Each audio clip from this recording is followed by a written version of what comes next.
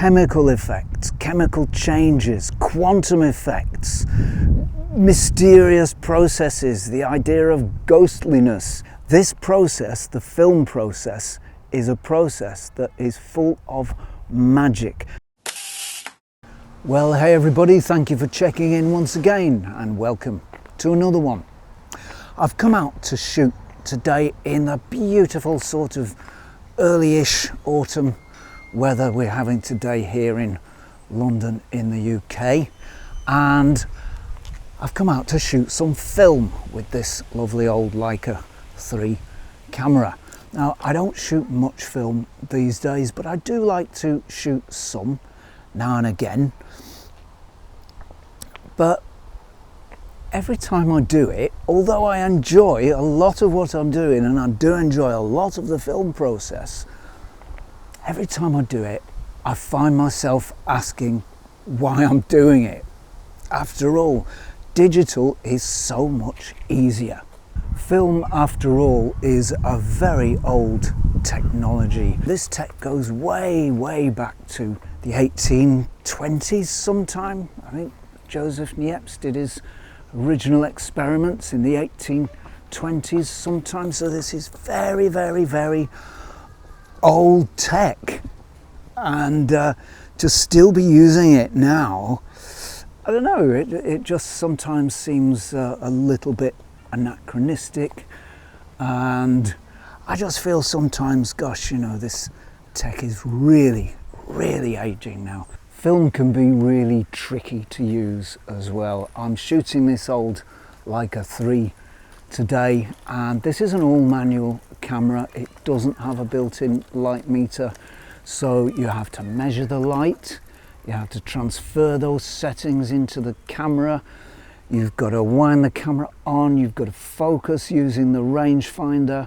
So by the time you've composed and set up your shot, you know, 1 or 2 minutes can have passed. So this is not quick, this is quite fiddly, this is quite difficult, or it can be if you use the digital automation. Even with an automated camera from the 80s, you've still got to focus, you've still got to make sure that your exposure is within the right bounds and that you're not overexposed or underexposed, because you don't have much latitude on film. Film is also really slow to use as well. It's not inherently a quick system.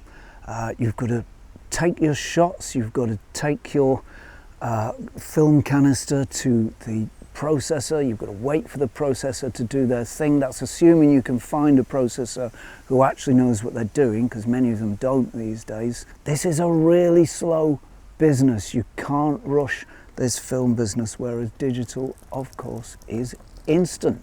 Film is pretty messy, as you'll know if you've ever tried to develop a roll yourself. There is something I like about developing. I like the way the image appears as if by magic from nowhere. I love the fact that it's passively stored on these grains of silver halide. So there's some very fascinating elements to it, but it's really messy. It involves lots of water, lots of chemicals that can get on your skin and shouldn't really get on your skin and shouldn't go down the drain. It's really a messy thing, and it's also really expensive. Film was always expensive back in the day. It was always a significant cost in photography, but there was a golden period of, I don't know, between let's say 2000 and 2010 when film was very, very cheap, or even beyond 2010 up to 2016-17 or so. Film could be found very, very cheaply, but those days are gone. So why the flip do we do it? Well, this is why I bother. Firstly, it's fun. I love to use old machines and old technologies alongside newer ones.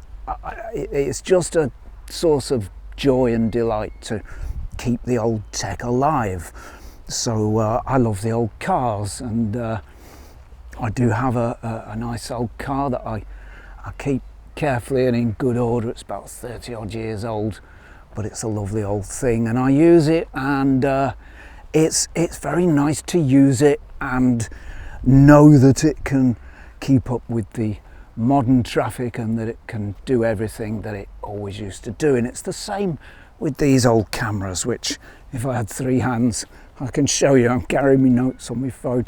It's the same with these old cameras. The technology has long been surpassed. The technology has long since faded into history. It's been surpassed and it's gone, but it's still lovely, it's still fun. Film is tactile, film is physical. You're in direct physical contact with not just the camera that you're using to shoot, not just the lenses, but the actual medium, the actual things, the actual chemicals that will record the image for you. There is nothing standing at a distance in this process. There's no one step removed in this process, as there often is, or rather always is, in digital photography. Digital photography is simulating these old machines which are in direct contact with both the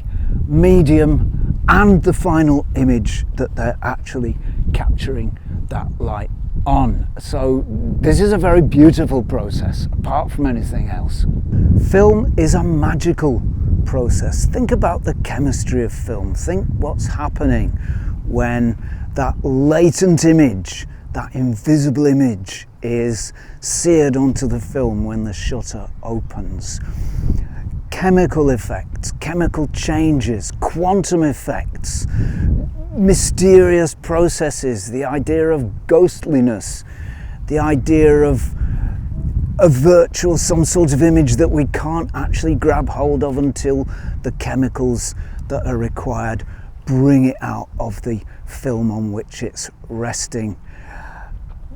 Insubstantially and invisibly, this process, the film process, is a process that is full of magic. To see that image appear before your eyes when you develop. Film is a passive process, whereas digital is forced. It consists of electric currents picked up from the sensor, which are then modulated and altered and fed through circuitry and given the colours that the manufacturers have considered appropriate, and lots of other image settings as well. And then it's kind of all squished down onto a tiny little memory card where it's stored as a virtual image or as a sort of a code for an image in the form of ones and zeros, whereas film just kind of happens. It's a beautiful passive process. It's what happens when light falls on silver halide crystals and they just can't help doing what they're doing. It's not forced, it's not pushed, it's not manipulated in any way. And although there are ways that you can manipulate analog images after you've developed them or during developing, the process itself is essentially passive and unforced, so it has a lovely relaxed sort of feel. Film is ridiculous, and what I mean by that is, cast yourself back 200 years or 199 years to 1826, when Joseph Niepce and no doubt some other people also were wondering how to catch an image out of the air from light and transfer it to a medium. Such an impossible project that was, and yet it was done, and it was done 200 years ago. It would be an impossible project pretty much at any time. Catch an image out of the air and fix it onto a medium so that it provides a split-second moment of time. That would be a next to impossible project at any time, but 200 years ago it was even more impossible. Yet Niepce and whoever else was working on it, no doubt there were others, went ahead and did it anyway. And they found that, gosh, lo and behold, it was possible. And that's the way of all great thinking in science and in art as well, but certainly in science. You know, people will often say, oh, such and such is impossible, like getting to the moon, or flight, or television. All of these were considered impossible by certain people at one time or another, and yet they happened. And the same happened with film, and that's a very beautiful thing. It's physical. The end result of a film shoot is physical. That is, if you use a traditional developer and printer, you get your images on prints. You get them printed out. And how many of us actually do that with images these days? We kind of, I know I tend to do this. I'll shoot and shoot and shoot, and almost all the images I shoot are not printed. They're just stored on my computer. Eventually they'll end up on a hard drive for storage, and I may well not see most of them again. Well, now with film, that's very, very different. You have a tactile record, a physical record of all the images you make, and that's a wonderful thing. And you don't have to go anywhere near a computer while you're doing it. Yes, you can shoot film without any computers being involved, and that's kind of nice these days. Sometimes I get a little bit of computer overkill. After all, what do we do when we go to work? Many of us sit down in front of a computer. When we come home, what do? We'll sit down in front of the computer watching our YouTube or something to chill out. I know I do that. Computers are everywhere, and I do get a little bit weary of them sometimes, and so it's nice to do something that doesn't involve any computers at all, that's just purely old school, analog, and done in the old way, without any digits, binaries, ones or zeros getting involved at all. Film goes against the grain, which to some people is kind of important, and I must say it is kind of important to me. I don't deliberately seek out things that go against the grain, but sometimes I just find myself doing them. You know, for example, if everybody else is rushing out to buy the latest digital wonder camera with thousands and thousands of features and, you know, pages and pages of menu possibilities, it gives me a sort of a, I don't know, what can I call it, a perverted sense of pride? I just don't know, but it gives me a good feeling anyway to be going against the grain and shooting something that is almost 100 years old and making pretty nice images with it as well. This camera, this little Leica I've got here, and alright, it's got a nice Leica lens on it, but you know, any sort of former Soviet L39 lens will give you a nice image. This is a lovely old camera to use, and it just gives me a nice feeling to be sometimes, not always, but sometimes, to be going against the grain and to reserve the possibility of doing that when I want to. Finally, it's probably important to say that film images might well outlast digital ones. I don't know how long a digital image survives on a memory card or a hard drive or an optical disc or a cloud system, you know, away somewhere, goodness knows where, that may not be operating in 10 years' time. Whereas a celluloid negative, well, they're not celluloid anymore, they're a, you know, a sort of a modern plastic. A photographic negative will last and last and last and last and last. I've got some of my dad's old Kodachrome negatives from the very late 50s, the early 60s, when colour film was coming to popularity. And he did love colour film when it came out. No more black and white for Dad when colour film came out, even though it was expensive. And I've still got some of those old Kodachrome negatives, and they are in perfect condition. They haven't faded, they haven't curled, the plastic that they're made from has not degraded, the colours, the dyes have not degraded. they're as good, literally as good now as the day they were developed. And also the prints that were supplied alongside with them, those show no sign of fading or getting older or degrading with time. So it's entirely possible that with careful storage, film images might well outlast digital ones. So you may remember that a couple of weeks ago we talked about these memory cards. These are Pergear CFA memory cards for Sony cameras. They're unique to Sony cameras, and not all Sony cameras will accept them. They don't fit into my A7C, for example, so check your camera's compatibility. Ones that I'm fairly sure that they do run in are the A1 series, some of the later A7 cameras, the A9 series, and then the Sony video cameras like the FX3, the FX30 and the FX6. Other brands, Canon, Nikon and Fujifilm, use CFB cards, but these are CFA cards and they work only on Sony cameras. Now the one that we've already looked at is this one. This is the Master card. There are 3 levels of these cards, 3 speeds of these cards: Master, Professional and Standard. So we've looked at the Master card. This is a very, very fast card. It has a maximum read speed of 1780 megabits per second and a maximum write speed of 1600 megabits per second. So that's a very, very fast card that is very useful in applications that need a very, very fast read and write speed.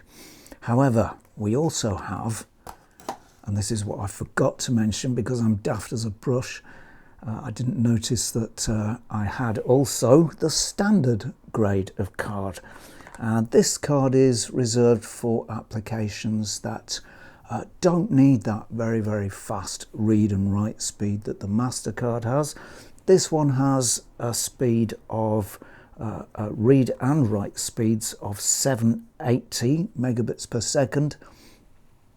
So it's a pretty quick card, but it's not quite as fast as the Master one that we looked at last time. So this is for applications that don't need that very, very fast read and write speed, but still need a fair speed read and write speed to work properly. CFA cards are unique to Sony cameras. They come in various sizes. This happens to be a 256 gigabyte version, but they're also available in 512 and 1 terabyte sizes too. You can buy these from Pergear, so the links are in the description box below. So check that out to buy these cards, standard or Master CFA cards from Pergear. So there we are. Those are my reasons for continuing to shoot film in these godforsaken digital times. Let me know what your reasons are in the comments box below. I'd love to hear them. Whether you still shoot film, how often you do it, why you do it, and if you're looking to get into film but you're not quite sure which camera would suit you, check out last week's video. There's some camera lens combinations in there, and check out the back catalogue in general. There's loads of episodes on film, film cameras, film technique and so on. As for me, I think that is it from me for this week. So many thanks for watching, and if you've got this far, a particular thanks to you. Thank you to subscribers for your support. That support is really appreciated. And if you've enjoyed this episode, you might want to give a subscription yourself. You might want to chuck us a sub yourself. That would be really appreciated. Also, many thanks to patrons for your support. That is a genuine thanks. Without that support, I couldn't make this show in the way that I do, so many thanks for that. If you like the show, if you like this channel, why not consider becoming a patron yourself? You can do it over at www.patreon.com/scenography, and you can do it for as little as $1 per month. The more patrons we have, the easier it is for me to bring you interesting and unusual and original content. As for me, that's it for now. So if you're not doing anything too difficult, bothersome or irritating next week at around this time, please do check in and join me for another episode of Zenography. Cheerio all.